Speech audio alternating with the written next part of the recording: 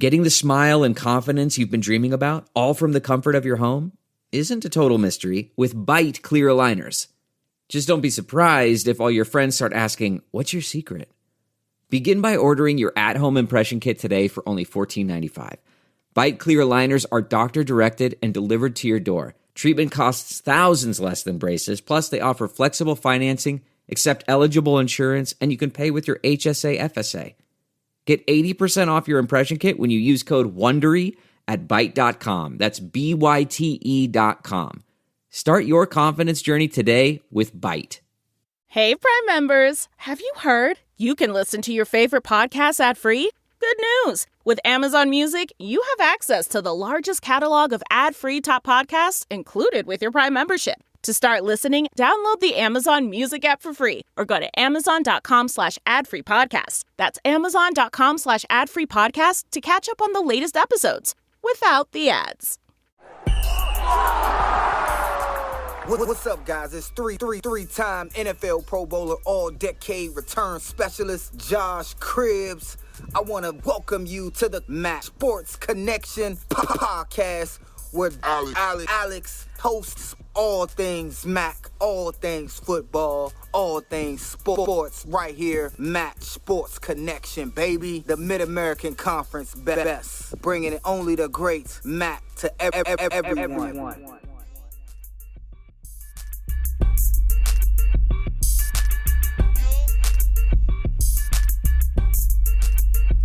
All right, everybody, welcome back to the Mac Sports Connection podcast, part of the Varsity Podcast Network, presented by Learfield. I'm your host, Alex the Captain. Thank you so much for joining me this week. Hard to believe it, we're already staring down the barrel of Week 2. We waited and waited and waited for Week 1. Now here we are moving into Week 2, and a little bit of a mixed bag here in Week 1 for the Mid-American Conference. We had a lot of not so surprising results. Akron losing 52-6 to Ohio State. Bowling Green dominating Fordham 41-17. Buffalo getting a big win over Lafayette. Just a lot of mixed bag results, I think, would be the easiest way to say this. So some that aren't too surprising, others that may be a little bit more surprising. But I guess we can just go down the list. We'll start here with Akron versus Ohio State. This one looked interesting early. The Zips owned a 3-0 lead at the 8:45 mark in the first quarter before Ohio State finally got on the board. Not even took the lead, but just on the board to take a 7-0 lead here with 2:44 left in the first quarter. Jeremiah Smith for Ohio State, a 16-yard touchdown pass from Will Howard, who, first half, not impressive. Akron does go on to eventually fall 52-6, but they played the Buckeyes really tough for the first half. It was the third quarter that really did Akron in. Ohio State with 3 touchdowns in the third quarter to kind of seal this victory. But it was a 17-3 game at the break. Akron giving Ohio State their all. Taj Bullock, I like what he's done. He was kind of put into a rough situation. Ben Finley went down with an injury. Again, tough situation for Taj Bullock. But once your starting quarterback goes down, it's hard to kind of recover from that. Akron does travel to Rutgers this weekend. And I got to tell you, overall I was pretty impressed with this Akron defense. Again, mostly in the first half, I recognize that. But they played well. They looked sharper on defense than most would have expected. They played a really good $20 million Ohio State roster, especially in the first half, really, really well.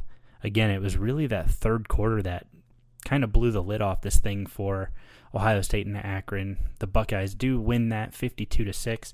I like this next game here for the Akron Zips. Again, they travel to Rutgers. That's going to be at 12 on ESPN. And, sorry, not ESPN. That's going to be on the Big Ten Network, 12 on Saturday.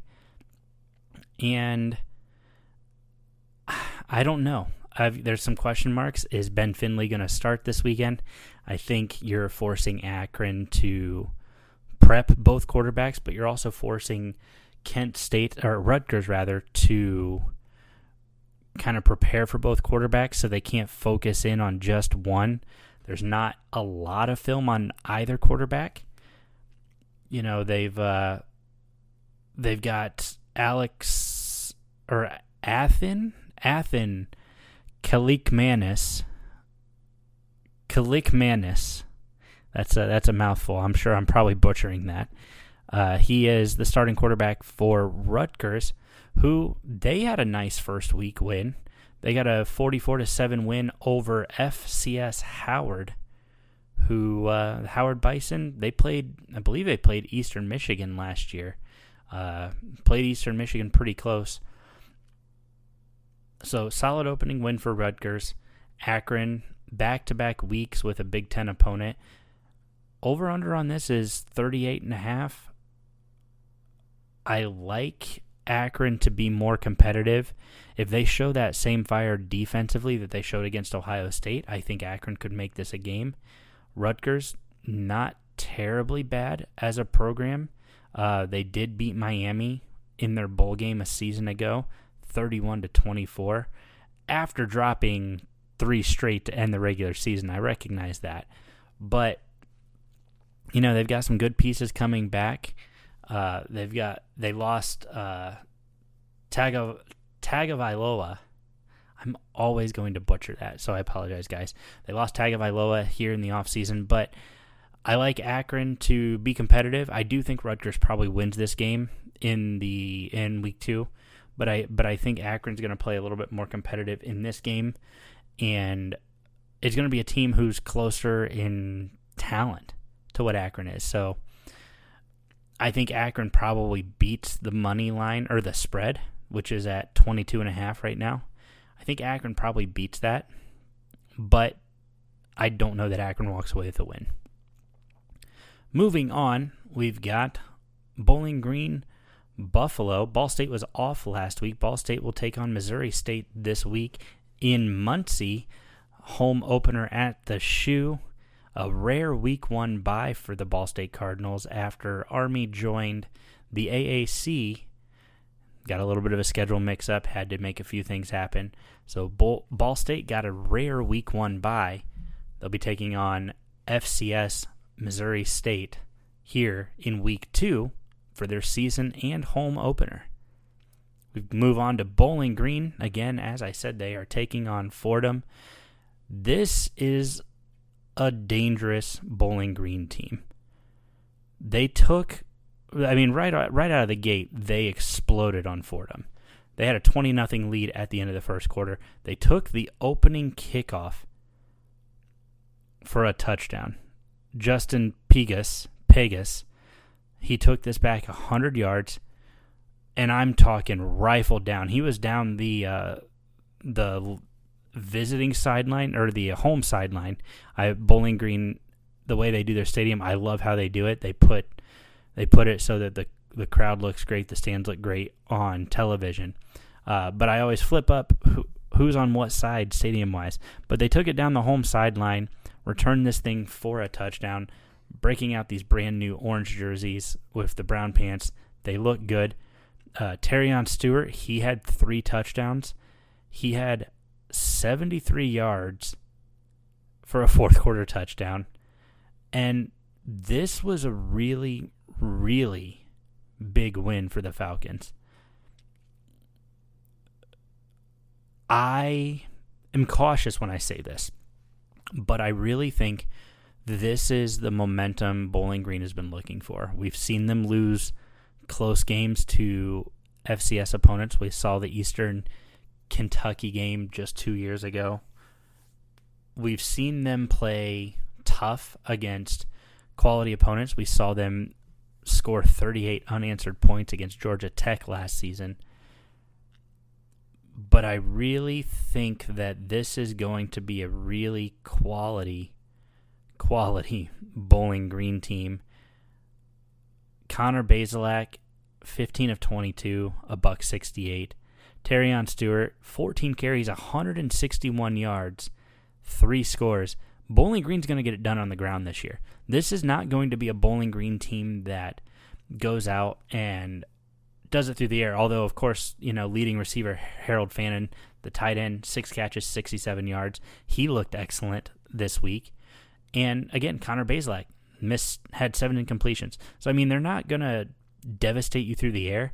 They're going to punish you on the ground. They've got a good offensive line that allows Terrion Stewart to just run free. Watch out for Bowling Green to continue to build on this. There's a lot of momentum down in Bowling Green right now. They beat the Fordham Rams 41-17 here in week 1. Bowling Green now, however, they get a slightly tougher test in week 2. Traveling to Happy Valley and the Penn State Nittany Lions. It is versus a top 10 program there in Happy Valley. We've seen Big Ten teams win there before. Back in 2012, we saw the Ohio Bobcats pull off the upset. Back in 2000, we saw Toledo pull off the upset. I'm not calling for a Bowling Green upset here right now. The spread is 35 points. I do think Bowling Green beats that spread. Bowling Green's got a really tough defense. And we saw that a little bit in the opening game. They held Fordham to 3 first-half points as they rolled to a 27-3 lead at the break.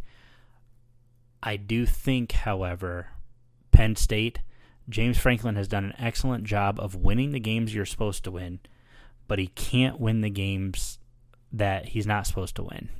And I know that sounds a little backwards, but sometimes you're supposed to beat teams that you have no business beating.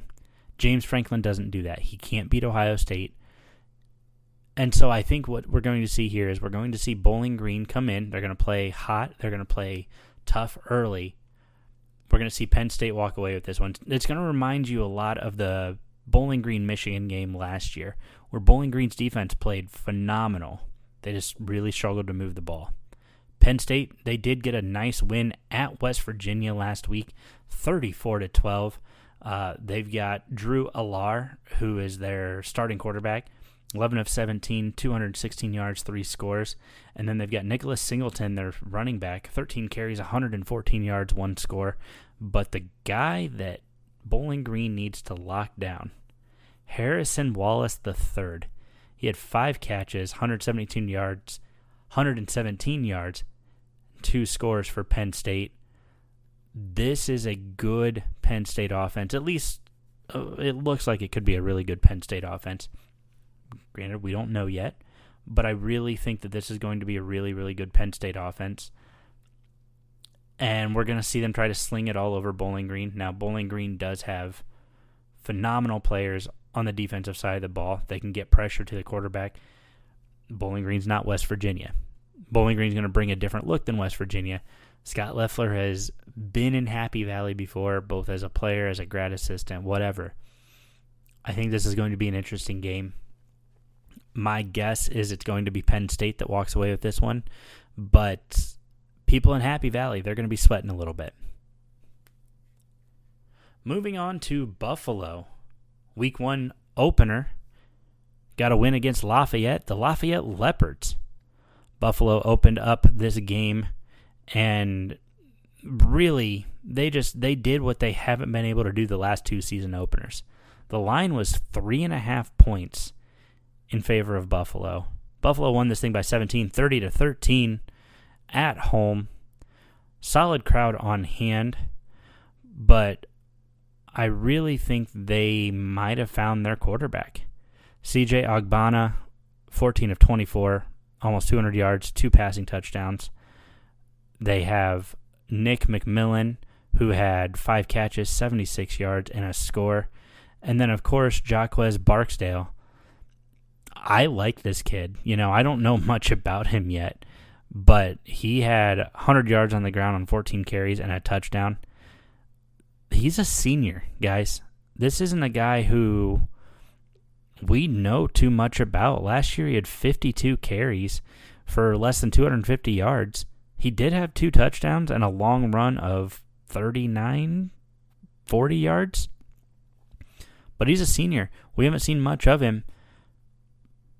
I think the fact that he came out of the gate here in game 1 and has 40% of his total yards from a year ago and half of the scores from a year ago, this could be a guy that we're going to see a little bit more of, and I think that this is a huge opportunity for Buffalo to kind of get back to their winning ways. Of course, Pete Lembo coming in, reinstalling a new and different offense. This is a Buffalo team that I think people are going to look at and probably overlook a little bit just because, again, a win against Lafayette, who, again, it's an FCS program, whatever, but they've got a big test this weekend at Missouri, number 9 Missouri. Missouri is one of those SEC teams I always really like. Them and Vanderbilt, they travel to MAC stadiums. We've seen Missouri play at MAC stadiums. We've seen them play at Bowling Green. We've seen them play at Toledo. This is a Mizzou team that will travel to MAC schools. Vanderbilt, we just saw a couple years ago, play at Northern Illinois. So I have tremendous amounts of respect for these programs. People will say, well, they don't have big fan bases. They're not big national brands, and I disagree. Missouri has a great fan base. There are some fantastic fans out there who love and support this team. You know, we've seen them pop into the national spotlight. Former MAC and Toledo coach Gary Pinkel coached there for years, kept them known nationally. So I think it's a bit disingenuous and a bit dishonest to say that Missouri isn't a national brand. Yes, it's not the same national brand as Alabama, Georgia, Ohio State, Oregon, but it's still a national brand. People all across the country hear MIZ, you hear a call and response of ZOU. So I do think it's disingenuous. I don't like Buffalo in this one. I think Brady Cook for Mizzou has great arm strength. You've got to look at Nate Noel, too, the running back. I mean, this is a Missouri team who is going to be deep. They're coming fresh off of I believe it's a Cotton Bowl win over Ohio State a year ago. And they're coming fresh off of whipping Missouri State 51-0 in week 1. I want to say this. Missouri State Racers, again, FCS program, out of the Missouri Valley Football Conference, they do such a phenomenal job of trying to schedule these tough games, and especially week 1. We've seen them schedule MAC opponents in week 1 in yesteryear. This year they go out of conference, they go and play Missouri. I truly believe Missouri could have won this game 100-0 if they really wanted to. Missouri was up 28-0 after the first quarter. Literally took the foot off the gas, scored 1 touchdown in the second quarter, and then scored 4 more the rest of the way. 1 more the rest of the way, and then relied on field goals, 3 field goals from Blake Craig. I really think this Missouri team probably could have won 100-0 if they actually wanted to. It's good to see that they didn't. It's good to see that they took their near 400 yards of offense and 30 first downs and were just satisfied with that. But I think Missouri is a really good football team this year. They're going to be a playoff team this year. That being said, we've seen Buffalo compete against some of these big guys. Buffalo went up and competed against Wisconsin a year ago with their patchwork team that was. I don't know. Matchup Predictor has this Buffalo's odds of winning this at less than 3%, and I tend to agree with that. I do think that this is a Buffalo team that has an opportunity to make a statement. You're not going to win. However, you can definitely walk away with something to talk about and something to work on. And frankly, I think something that says, hey, we've got an opportunity to create building blocks. Yes, it's not a win.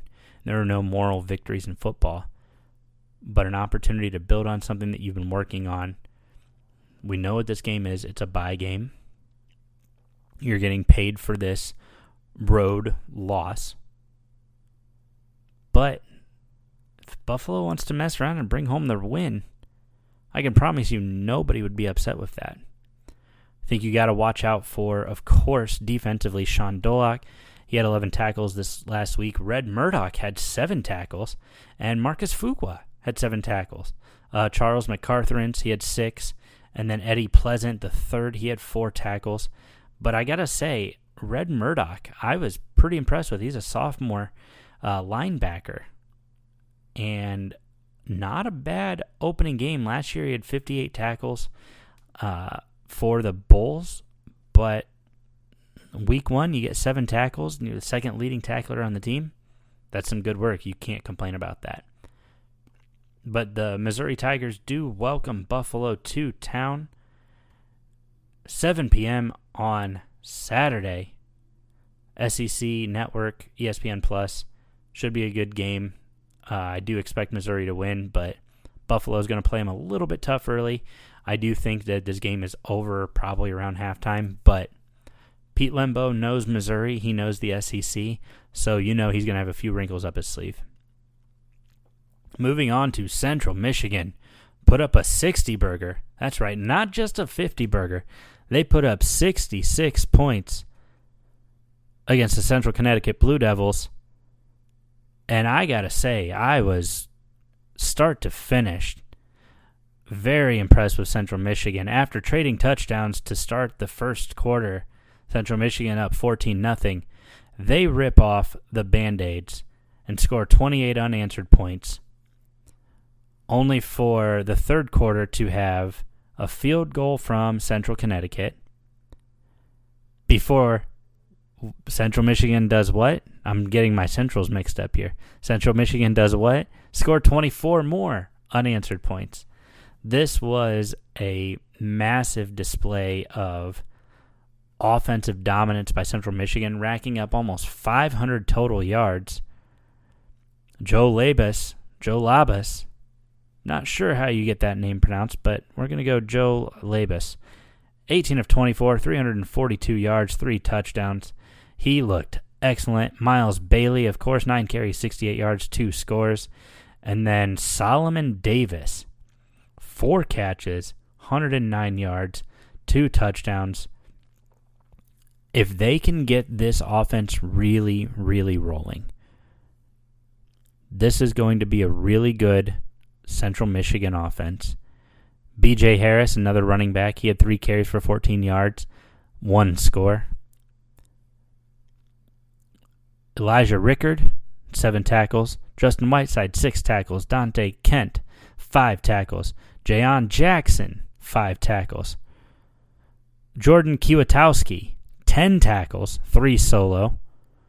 He had 1 pass deflection as well. Dante Kent had a touchdown.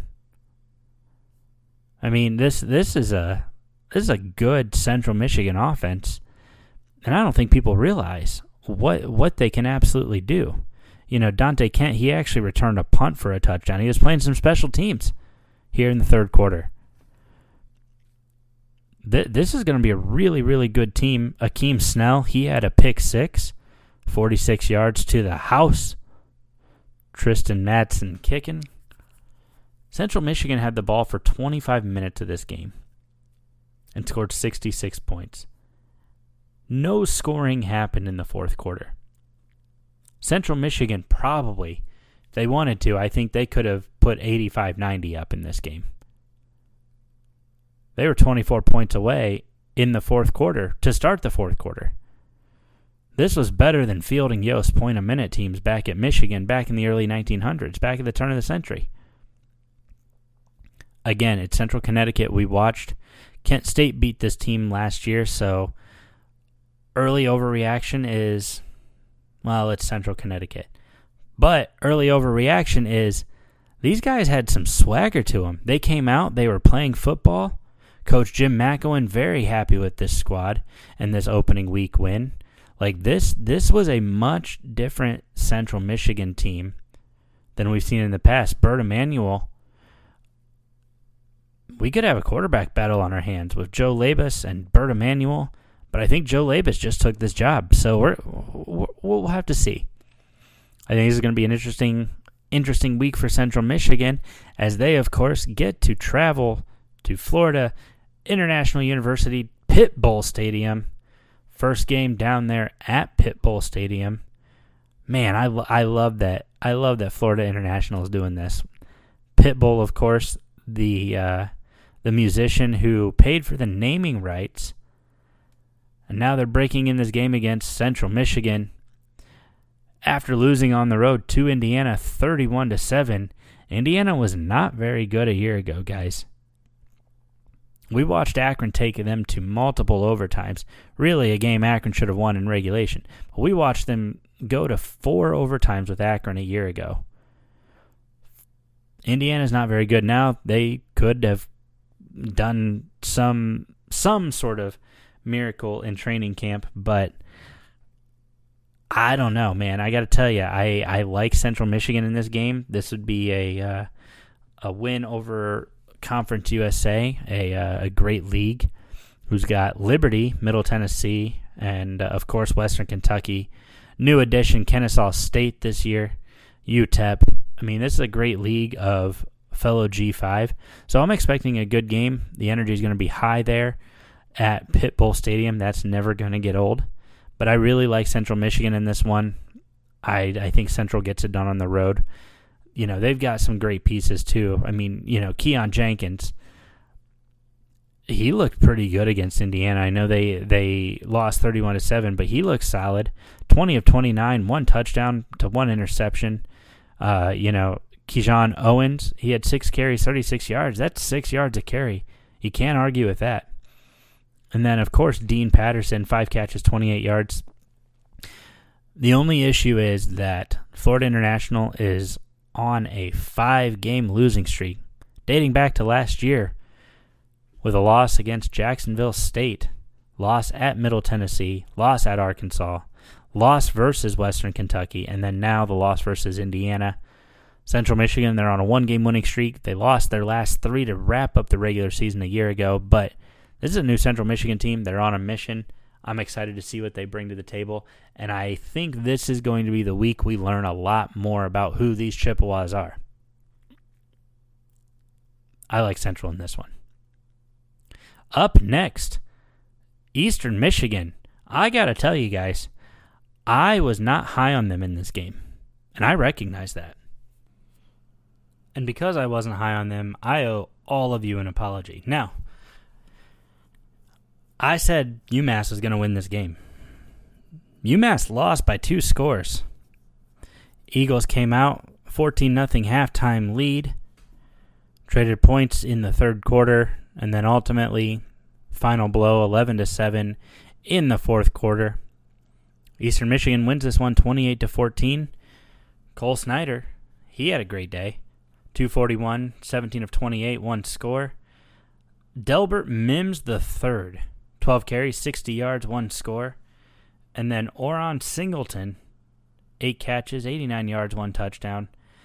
I thought UMass was going to come out and win this game. You know, there's a lot of excitement about them being in the MAC. There's a lot of excitement about what they're trying to build and the direction they're trying to go with this program. I know that they're pumped for their future, for what's to come starting next year. They get 5 MAC opponents on their schedule this year, so I get it. They're playing a quasi-MAC schedule. Eastern Michigan, after getting demolished in their bowl game a year ago, they readjusted. Chris Creighton does an excellent job of retooling, figuring out what works, figuring out what doesn't. He is turning Eastern Michigan into a quality job. Really something that they've not heard since the 80s. So hats off to Chris Creighton and what he's doing down there, or up there rather, in Ypsilanti. I'm impressed. Now, again, maybe UMass is just not as good as what we were thinking. Maybe Eastern Michigan is better than what I was thinking. I think they go 6-6 again this year, but I'm looking at this schedule right now. There's a chance Eastern Michigan starts the season off 3-1. They're definitely going 2-2. They got Washington this next week, the week after, versus Jacksonville State at home in Ypsi. And then, of course, at home against St. Francis, Pennsylvania, the FCS program, who loves to schedule Michigan schools. First, they got to take care of business at Washington. Washington, now the official runners-up of the football national championship a year ago. They started off their season 1-0. They got a nice win over Weber State, 35-3, and I don't know that I would call this a nice win, if I'm being really, really, really honest here. Weber State, not exactly some perennial power. In fact, a 4-4 record in conference play, 6-5 overall last season. Lots of tough games for them. A lot of games that they really weren't in. A couple games that they lost one score. A couple games they won by one score. I mean, this is just not a great program. But 6-5 a year ago, nonetheless. This is, I don't know. The history of Weber State is always interesting to me. 10-3 just 2 years ago, so they were a playoff team. You know, I'll give my flowers where they're due. They beat North Dakota in the first round of the playoffs 2 years ago, and then they lost to Montana State in the second round. I don't know. Weber State looks like they're on a downward trajectory. Get a 35-3 win over Weber State for the Washington Huskies. Now you welcome Eastern Michigan to town, an Eastern Michigan program that they've turned it around. They've been doing a great job under Chris Creighton. I think that we're going to see a much different offensive and defensive game plan for Washington as well as for Eastern Michigan. You got these other games out of the way. I think UMass is likely a better opponent than Weber State at this time. Eastern Michigan got a big dub on the road up there in Massachusetts. I don't like Eastern in this one, but I do like Eastern to cover the spread. Now, I did see Vanzi talk about this earlier on Twitter. Shout out to him. Also, a big shout out to, we'll get to this in a minute, but a big shout out to him for being on the live last week. I did see Vanzi post on Twitter about how it's pretty interesting that Washington is now officially in the Big Ten. Eastern Michigan has a good history of knocking off Big Ten programs. They actually get a couple of them this year. They get Illinois next week, if I remember the schedule correctly. No, I take that back. That was Central Michigan who gets Illinois next week. I apologize. But Eastern Michigan, they get one Big Ten program this year at Washington. I like Washington to win this game. Defending national champs, new conference home. They've got a lot of players back. Obviously, they lose big offensive pieces like Michael Penix Jr. But I really think Washington gets this done. But this one's going to be a lot closer than what people realize. I think Washington probably wins this one. It looks like the spread is 24.5. I'd say take Eastern Michigan plus the points. I think Eastern Michigan's going to play them tough. Eastern Michigan's going to make them sweat it out for a little bit. I mean, they only beat Weber State by 32. I mean, that's not an impressive win by any stretch of the imagination. The line was Washington minus 29, which, I mean, I guess they hit it. So Vegas does know what they're talking about. The line was the over-under of 51 for that one. But, I don't know, something tells me that Eastern Michigan's going to play them closer than 24.5. So if you're betting, I'm taking that. I'm taking those points. So Eastern Michigan probably won't win this one, but if you take Eastern Michigan plus the points, that feels like as safe a bet as anything. As I mentioned before, this podcast is brought to you by Lairfield's Varsity Podcast Network. You can download the Varsity Network app for free in the Apple Store or the Google Play Store. You can listen to hundreds of live broadcasts all across the country in college athletics. Some of your favorites, Ohio State, Michigan, even all of the MAC schools, bringing you great content on game day where you can tune in live and take them on the go. You can also check out hundreds upon hundreds of podcasts, great content creators from all across the country talking about the sports you love at the college level. You can find my podcast, the Max Sports Connection podcast, available on the Varsity Podcast Network, on the app. Download it for free today on the Apple Store or the Google Play Store. You'll be able to check out not just this show, but many other great shows throughout the country. Again, download the Varsity Network app, presented by Lairfield. Up next, you know what? We're gonna talk about Pittsburgh versus Kent State. I am already a fan of this Kent State team. Devin Cargman took over the starting job from Tommy Ulatowski. He had a solid debut, 14 of 28, so it's not great when you only throw 50%, but, whatever, few drop passes. Devin Cargman, 14 of 28, 181, 2 touchdowns and an interception. Not too bad. Kai Thomas, 18 carries, 40 yards. Luke Floria, 6 catches, 104 yards, 1 score. Kent State, it was a 1-score game after the first quarter. It was a 2-score game after the second quarter. And then Kent State brought it all the way back to within 1 score once more with a Krishan McCray touchdown from Devin Cargman in the third quarter with 9:36 to play. And then that's when Pitt said, we're going to do Pitt things. A Desmond Reed 46-yard run, for a touchdown. Kent State, Andrew Glass knocks it in from 36 yards out. Makes it an 11-point game. And then that was it for Kent State. Pittsburgh rattled off 24 unanswered points to wrap up this game. And I got to tell you, Pittsburgh wrapped up just so many yards. 567 yards. They did have 2 turnovers, 31 first downs. Kent State controlled the time of possession. However, it did not result in enough points for the Golden Flashes. But I'm encouraged. A lot of people were talking about being down on this Kent State team. I think there's a lot of good pieces. The thing that concerned me, though, for having to throw as much as you did late in the game, 4 guys had catches. Now, probably many more were targeted. 4 guys had catches. Luke Floria, Krishan McCray, Kai Thomas, Ali Fisher. These guys combined for 181, 2 touchdowns. You got to get it to more receivers. You got to get it to more players if you want to win ball games. I think Coach Kenny Burns talked about it best at MAC Media Day, and he said, hey, we're going to be better.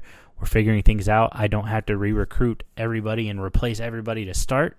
So I think that's a big thing. Defensive bright spots, of course, Mason Woods, Stephen Daly, Jaden Studio. Man, what a great name. What a great name. There needs to be some sort of NIL deal just for his last name, Studio. It's like radio, but come on. There's an NIL deal just sitting there. Alex Branch, of course, 6 tackles. Cameron Olds, he had 4 tackles. Just a lot of great opportunities here for Kent State on the defensive side of the ball. Plenty of guys getting plenty of action. 73 tackles for the Golden Flashes total in this game. Alex Branch had an interception. Of course, Luke Floria, he had a kickoff return for 25 yards. There were good opportunities. Andrew Glass was perfect on the day, 36 yards and 3 for 3 of extra points. Josh Smith had 5 punts for 219 yards. He was averaging almost 44 yards a punt. You can work with that. That's you want to control the field. That's what you do. But anyway, Kent State lost this one 55-24, and I am very encouraged by this Kent State team. Week 1 growing pains always happen. That being said, I truly do believe that Kent State is going to be better than their 1-11 season a year ago. We get an opportunity to see what they do this next week against a team Eastern Michigan's taking on in 2 weeks. St. Francis, the Red Flash versus the Golden Flashes. Should be a good game. if you're a Kent State fan. In fact, I fully expect Kent State to walk away with this one. I don't have a spread yet. However, Kent State is favored, and I think that's probably correct. This is going to be a fun one to watch for Kent State. This is a chance for you to kind of open things up a little bit. They do have, over the last year, they do have a common opponent. Central Connecticut State University. Looks like St. Francis beat them last year 49-14. And last year, Kent State hosted them, beat them 38-10. So it'll be interesting to see. I like Kent State in this game. This one's probably going to be a little bit closer than what people might want. It's going to be 2:30 next week, or this weekend on ESPN Plus. Devin Cargman, again, if he can connect on a few more passes, I thought he looked impressive, especially against a solid Pitt team. So I say Kent State, let it fly. Go get that win. Start the season 1-1 before you travel to good old Rocky Top down there in Tennessee. We'll talk about that one next week, of course, as we move over to the Miami Redhawks. Man, I don't know what to say about this one. Brett Gabbert, first game back since his gruesome leg injury. 22 of 37, 227 yards, 2 interceptions.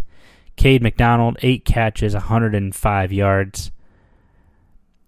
This was a 3-3 game at halftime. Miami came to play. Miami looked good defensively. I think offensively, a lot to be desired for both teams.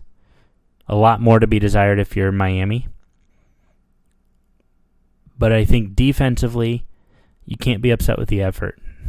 Miami did a lot of bend, don't break. Gave up 328 yards. Did force 2 turnovers. But Northwestern was just too much. That third quarter touchdown, really the difference in the game.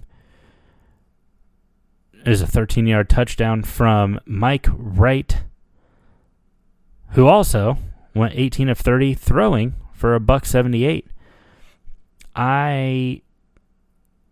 Miami, everything is still on the table.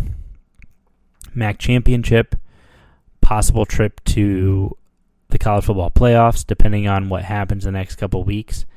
I am a firm believer that you still have to win 2 of your 3 Power 5 games, as well as run the table in the Mid-American Conference in order to be considered for the playoffs, because nobody else is going to win all 3 Power 5 games. Nobody else has scheduled 3 or 4 Power 5 games. So I think Miami, you win 2 of 3, you run the table, you're in. Now that being said, again, defensive effort was great. Miami looked pretty good on defense. It was exactly what I expected defensively. Offensively, they looked out of sync. That was my biggest concern coming into this game, is just how in sync are they going to get back in. And they just looked out of sync. A couple penalties, of course, 3 penalties for 15 yards. Miami had 24 rushing attempts, and this is the number that's blowing my mind. 1.7 yards per rush to Northwestern's 31 rushing attempts, 4.8 yards per carry. That is a big, big, big number. Miami actually outpaced Northwestern in terms of yards per pass, 6.1 to 5.9. Did throw 2 costly interceptions, but it's the ground game that's going to be concerning. Jordan Brunson, 8 carries for 33 yards. They had 24 carries for less than 2 yards a carry. Total of 40 rushing yards on the day. If Miami can't find a run game, they are going to be in trouble. Because then teams are going to absolutely just sit back and wait for Brett to throw, and that's going to be a huge problem. I do think having this week off, they don't have to worry about anything. They actually don't worry about anything until they welcome Cincinnati to Yager Stadium here in 2 weeks. We'll talk about that game more in a couple weeks, but Miami, everything's fine. This was a tough effort on the road at Northwestern, who's breaking in a new, albeit temporary, but a new stadium. This is a tough effort. Miami have nothing to really be upset about. Back to the drawing board, make a few tweaks, find a ground game, and get ready for Cincinnati in 2 weeks. Do I want to talk about it? I have to, right? We're going to talk about the Ohio Bobcats. The Bobbies. The Bobbies gave Syracuse a game. And I'm very happy to see that. This was a 24 to 16 point game in the third quarter. This was a 17 to 16 point game early in the third quarter. 11:44, Anthony Tyus the third with a 13-yard run for the Bobcats. This was a one-score game for well over half of this thing. In fact, Ohio came out. Gianni Spedic, he had 2 kicks right off the rip, 43 and 37-yard field goals to give the Bobcats an early 6-0 lead after the first. Syracuse responded with 10 points of their own to take a 10-6 lead. Spedic with another 20-yard field goal, make it a 1-point game. Kyle McCord, the former Ohio State Buckeye, he had a solid day, guys. 354 yards, 4 touchdowns, 1 interception. Gotta be honest with you. You know, my Flowers, where they belong, I'm gonna be handing them over to Syracuse. But Parker Navarro in his first start as number 1, that isn't a bowl game. That isn't whatever. He looked good in this one.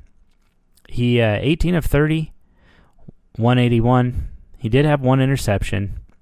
Hard to deal with that. But the hero, I think, for the Bobcats, Anthony Tyus, the senior, the transfer from Northwestern. We were just talking about them, too. The transfer from Northwestern, 203 yards per carry, 2 touchdowns, averaging almost 13 yards a carry on 16 touches. You keep that up, you're going to have a great season down there in Athens. Of course, Coleman Owens, the senior, he had 10 catches, 137 yards. He had a great day. But, I mean, overall, these guys, did you guys know how old he is, by the way? He's been in college since, get this, 2019. This is his 6th season playing college football. Nothing wrong with that. Going to be a good wide receiver this year, it looks like. But something worth noting, these guys who got their COVID years and red shirts, they're starting to phase out. We're starting to see them graduate. So it'll be interesting to see. Ohio had 436 offensive yards. I told everybody at the season's beginning, or prior to the season starting, Ohio was going to have a quality team this year. A lot of people laughed. I knew they lost a lot in the portal. I knew defense was going to be an issue. But I said, this is going to be a team who I think they're going to be pretty good. And they came out and they played like they were a team who was going to be pretty good. A few miscues, of course. Like I said, Parker Navarro with an interception. But I'm not upset with this effort from the Ohio Bobcats at all. Could have been a little bit better on third down, 2 of 11. They converted 50% on fourth down. But rushing, you can't be upset with the rushing at all. 39 rushing attempts by the whole team, 255 yards, 203 of that, again, Anthony Tyus. Penalties, they limited penalties. I mean, this Bobcats team played a great game. They didn't force too many turnovers. In fact, they only forced 1 turnover, 1 interception. And Syracuse had a big second quarter. But if you're Ohio, you go back to the drawing board, but there's not much to hang your hat on. This is going to be a much better Ohio team than people are giving them credit for. And you heard it here first. I told you all from week 1, this is going to be a quality Ohio team.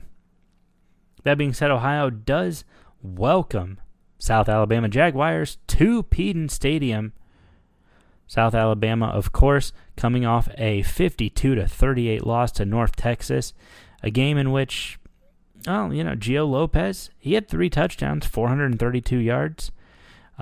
He also had 13 carries for 62 yards and a score, so he's Mr. I'm going to do it all myself. And then, of course, Jamal Pritchett, 10 catches, almost 200 yards, actually, $197 and 1 score. South Alabama, they're going to come in. They're going to play tough. They had almost 600 yards of offense a week ago against North Texas, the Mean Green. I like the Bobcats at home. Defend the Frank. They don't lose a lot at Peden. In fact, I think they lost 1 game at Peden last year. The year before, they lost none. And that's all been since they've renamed it Frank Solich Field. So 1 loss in 2 years at home.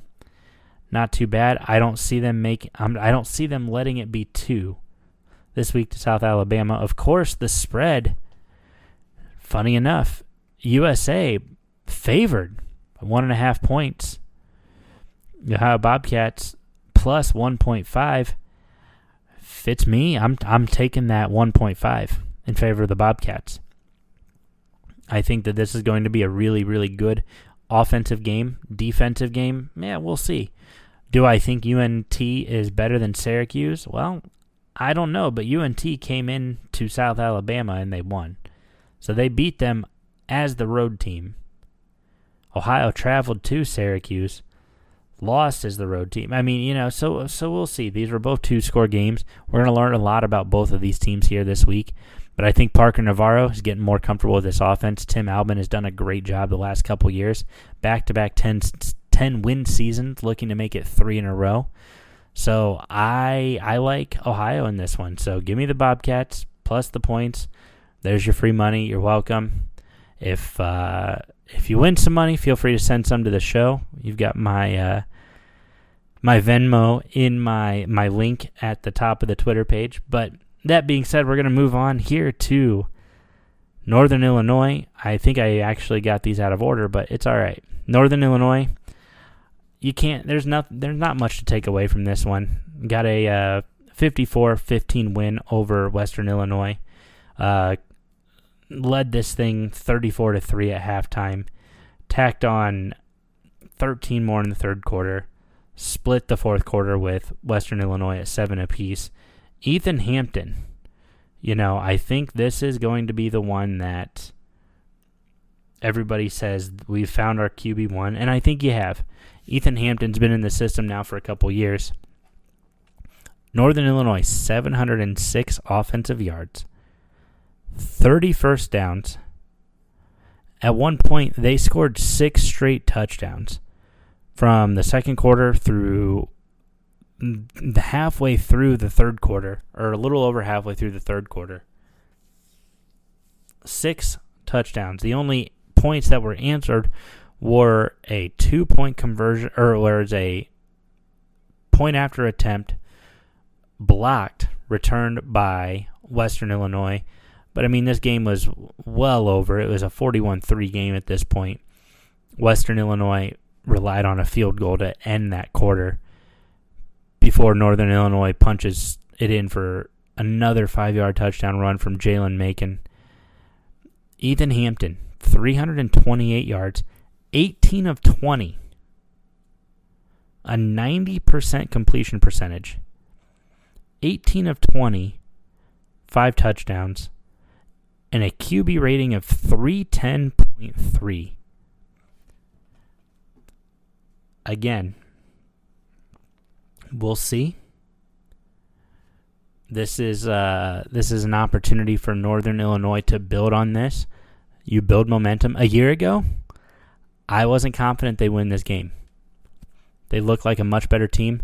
Trayvon Rudolph, of course, 4 catches, 104 yards, 1 touchdown. Ontario Brown, 8 catches, 70 yards. These are going to be the names you guys are going to see all season long. So, Northern Illinois, they have a big test this week against Notre Dame, number 5 Notre Dame, on the road at Notre Dame. Notre Dame won't come to a MAC school. That's fine. That game will be 3:30 on Saturday on NBC. Notre Dame is favored by 28 points. Notre Dame, of course, they just had a solid win at Texas A&M, who will play Bowling Green here in 2 weeks. Riley Leonard looked pretty good in that, 18 of 30, $158. And then, of course, Jeremiah Love, the running back for the Irish, 14 carries, 91 yards, 1 score. I think you got to make sure you establish a run defense. Looks like Northern Illinois, of course, with what they did last week. I mean, again, 706 offensive yard. They gave up 298. But I don't think that 298 is the worst thing in the world when you're winning 54-15. They gave up less than 100 rushing yards, 51 of it to one player, Cameron Smith. The rest split between 3 other players. Northern Illinois did a nice job. Northern Illinois themselves had 312 rushing yards. They also had 394 passing yards. I mean, these are video game numbers, which is great considering we have NCAA or college football 25 rather. So I'm not worried about it. I do think Northern Illinois loses this one on the road. I think you have to take the points for Northern Illinois. Notre Dame's played MAC schools closer than they should in recent years. We saw the close one against Toledo. We've seen a close one against Ball State.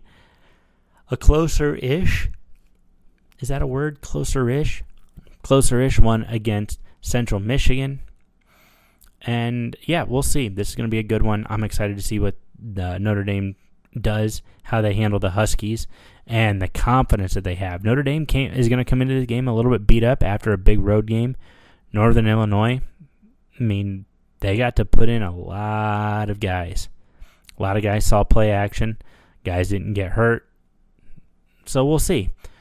It's I like Notre Dame in this one, but I also like Northern Illinois plus points. Toledo hosted Duquesne this last week, the Duquesne Dukes at the Glass Bowl. Tucker Gleason, of course, he's figuring it out. 15 of 24, 202 yards, 3 touchdowns. Willie Shaw, the rushing kind of hero of the game, 7 carries, 50 yards, 1 score. Jerwan Newton, a name we all know and love, 5 catches, 98 yards, 1 score.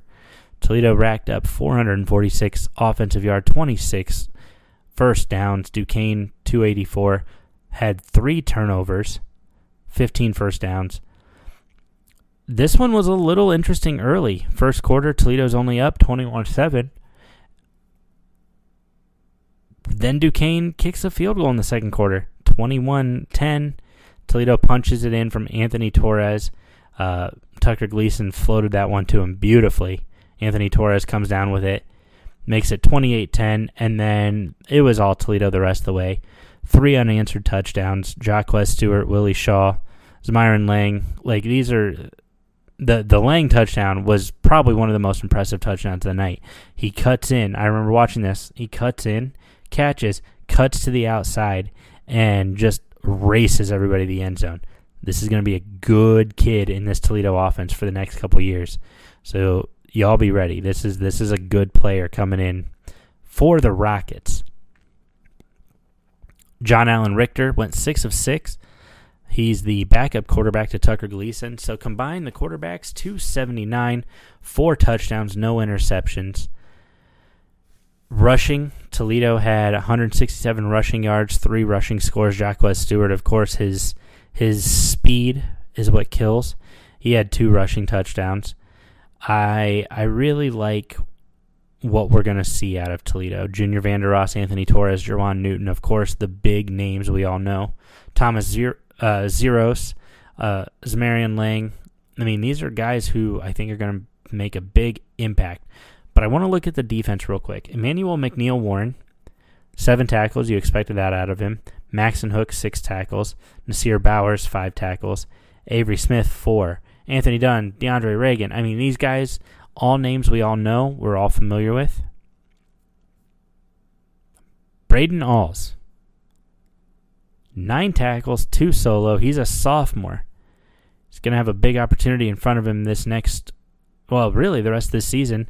He already has more tackles this season in one game than he had all of last season. He had 7 last year, 4 solo, 3 assisted. This is going to be a good kid in really the rest of this year, but in years to come. Watch for Braden Alls. Going to have an awesome season. Maxon Hook, of course, the guy that we all know, a guy we all love. I think he's going to have a stellar senior year. He had a forced fumble. He had 3 solo tackles.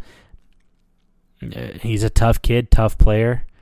Watch for this Toledo team to be really, really good this year. Offensively, I think offensive line still in that first half looked, dare I say, concerning. They seemed to struggle on both sides of the ball a little bit in that first quarter. And then I think Coach Candle said, guys, settle down. Let's go play our game. And that's exactly what they did. After that first quarter, Duquesne had 3 points the rest of the way. And then Toledo 4 touchdowns. So seems like whatever Coach Candle said worked. To all of you Fire Candle folks, until you can give me any sort of realistic replacement, just shut up. It's embarrassing for you. It's embarrassing for anybody watching you comment. I'm sorry. I've just got to say it. I've seen it so much. And yes, I'm calling out people I've seen on Twitter, on Facebook, whatever. The Fire Candle comments are the dumbest thing you could ever say. Nobody, and I mean nobody, year in and year out is going to run through the Mid-American Conference. The last time we saw that was Northern Illinois, and guess what? They didn't even win the conference every year. Sure, they won it in 11. Sure, they won it in 12, went to the Orange Bowl. What did they do in 13 when they were going to win the whole thing and they actually were undefeated going into that game? They lost to Bowling Green. Got blown out by Bowling Green. So don't give me this nonsense of Fire Candle. The man's won you 2 championships since 2016. He's gotten you a high draft pick. He's gotten several guys to the NFL. He got the highest draft pick in Toledo history since the 1990s. Second highest draft pick in Toledo history all time. He's graduating his players. He's got people who are becoming quality men in life. And he's yet to have a season below 500. So don't give me this Fire Candle stuff unless you can, A, tell me exactly who you're replacing him with, and B, tell me exactly what you're going to do the first year you're without Jason Candle and Toledo goes 2-10. What happens when all of those recruits he's worked so hard to bring to Toledo follow him to Miami when he's the offensive coordinator? Or follow him to Wisconsin as the offensive coordinator? Or follow him out west when he takes over at Washington or Washington State? So don't give me this Fire Candle stuff. Appreciate what you have. Be frustrated when it's appropriate. But appreciate what you have in your coach. A coach who has put in a lot of time, effort, and energy to deliver the best he can to Toledo football, but more importantly, he's graduating players and sending them off into life with a degree in hand. Fire Candle all you want, but maybe we should fire you as fans. Maybe that would solve the problem. If you're not going to back the program when it's good, when you're calling to fire Candle after an 11-1 regular season a year ago, that just tells me that you're actually an idiotic fan. And maybe it would be best if you went and cheered for Ohio State or Michigan instead. The Rockets, of course, move on this week to take on UMass at home. A game that after watching UMass last week, I think Toledo wins this one. Spread's 18 points. I think Toledo wins this one by 21.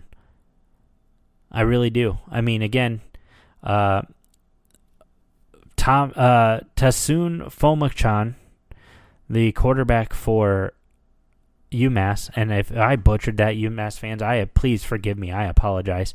He was 20 of 30 last week, 177. He also had 16 carries for 57 yards. And then Jalen John, the wide receiver, 5 catches, 42 yards. I think UMass is very familiar with Toledo. Toledo is very familiar with them. They've played each other several times over the last couple of years.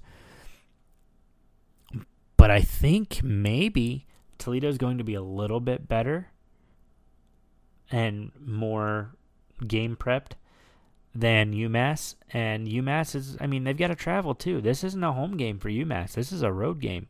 So I think you see Toledo win this by 21. And so if you're betting on the Rockets, take the points. It's minus 18 right now in favor of Toledo. I say you take the points. Last game of the week, Wisconsin, Western Michigan. Western Michigan went up to Camp Randall, held a lead in the fourth quarter here against this mighty Wisconsin team, and just couldn't salt it away. Tyler Van Dyke looked pretty good as a quarterback for the Badgers. 21 of 36, a buck 92. Ches Meluzzi, 19 carries, 74 yards, 1 score. And then Will Pauling, he had 6 catches, 60 yards. But I want to point out Western Michigan was without their star receiver, Kenneth Womack, not playing. I believe it was due to injury. He was out. So new guy, Malik Diodone. Again, Malik, I apologize if I butchered that name. I was impressed with you. You had 2 catches, 45 yards, and both catches were great catches. But I guess really Hayden Wolf, he looked the part. 12 of 18, 141. He did have a bad interception. Interception, that one was pretty untimely too. Jalen Buckley, 16 carries, 64 yards, 2 scores. Western Michigan actually at one point was projected to win this game in the fourth quarter. Couldn't get it done. Wisconsin rolled 388 total yards, did have 1 turnover. Western Michigan had 2 turnovers. Broncos could not keep Wisconsin off the field. Wisconsin had the ball for 35 minutes, 18 seconds, and that was a big part of it. Wisconsin was way more efficient on third down too, 10 of 16. They just did a really nice job keeping the ball away from Western Michigan. But when Western Michigan had the ball, they took advantage of opportunities. I mean, this wasn't a team that just rolled over and died. No, they gave it their all. Western Michigan had so many opportunities. They had a big opportunity at the end of the first half to get an interception to keep this a lower scoring game. Nathaniel Vakos hit a 33-yard field goal to make it a 10-7 game at the break. Western Michigan, you pick that off, you're probably looking at a 7-7 ball game here going into halftime. Maybe changes up things a little bit in the outcome, who knows, but my hat is off to Western Michigan for a great effort up at Camp Randall at night game at Wisconsin. Tough outing for the Broncos, but I think this is going to be part of the new Lance Taylor era. These Broncos are going to look good. They're going to play smart defense. They're going to play smart offense. Would have loved to have seen a few more things out of Jalen Buckley. Ideally, you get Kenneth Womack back this week, but we'll take a look and see. But I think the test gets a little bit harder. You don't really know what Western Michigan has as they travel this week to Ohio State. Now, I was on the OHIO podcast this week, and I said Western Michigan plus the points. I think I ended up giving a 45-10 prediction, so that would have put them 3 points inside the spread that is currently sitting at 38 points. Will Howard figured it out against Akron in the second half. Trayvon Henderson figured it out a little bit. He had 8 carries of 65 yards, so he got there. Jeremiah Smith, 6 catches, 92 yards, 2 scores. Ohio State wins this game. I don't think, in my mind, there's any reason to think Ohio State doesn't win this game. But I think that part of what Lance Taylor's doing, he's trying to get this defense to play tough, play as one unit, and the offense has a little bit more time to gel. They've got a little bit more experience with each other and what they are trying to do. So I really think that this is going to be a much better game than people are giving Western Michigan credit for. Give me the Broncos plus points. Don't give the win, but give me the Broncos plus points. I like Western Michigan in this game to cover that spread. And that's going to do it, guys. We've got a lot of great action on tap, opportunities for Power 5 wins, opportunities to improve to 2-0, opportunities to get back to 1-1. I mean, just so many great things on the table this week for the Mid-American Conference. I really like what we're going to see out of all these programs and an opportunity to possibly fly the flag. Thank you guys so much for tuning in. And I did want to give you guys a special thank you as well for coming on board and checking out the live last week. Few audio issues. It feels like every time I try to do a live, there's always some sort of issue, which is fine. But a few audio issues. But guys, I wanted to say to the people that tuned in, checked it out live, people who have gone back and watched it, thank you. That support means the world to me. I got a few more subscribers on YouTube, and I can't say thank you enough. You guys have truly made a difference in what I do here. It's your support that keeps me going, so thank you from the bottom of my heart. I don't do this without you guys. I don't do this for myself. I do this because I've got incredible people who follow, interact, and decide that they want to listen to my voice. So thank you to all of you who tuned in. I'm going to try to do more lives this year. I'm going to try to do a few other things this year as well as I'm sitting here at Heidelberg, but I've got a lot of things planned. Thank you for sticking with me. Let's keep sticking together and get through another great season of action. I cannot overstate just how much I appreciate each and every one of you. But that being said, enough of the sappy. Thank you guys so much for tuning in this week as well. I am so excited for what the MAC can do and what the opportunity is this week. And I think that's going to do it for me, guys. So, you know what it is. Thank you guys so much for tuning in. And I'll see you next week.